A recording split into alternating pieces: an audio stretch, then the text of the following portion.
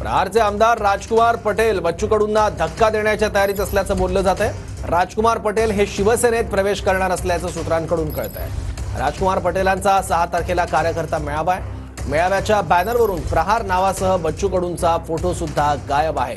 राजकुमार पटेलांच्या बॅनरवर मुख्यमंत्री एकनाथ शिंदे यांचा फोटो दिसतोय। कार्यकर्ता संवाद बैठक आयोजित करण्यात आली आहे।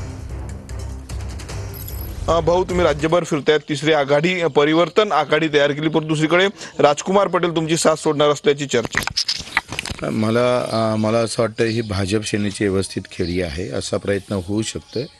राजकुमार प्रहार सोडून जिथे त्यांचे गणित जुळण म्हणजे ते निवडून यायचे ते करण्याची शक्यता नाकारता येत नाही। अजूनही 2-3 कार्यकर्ते महत्त्वाचे जाण्याची शक्यता आहे, ते टाळता येत नाही।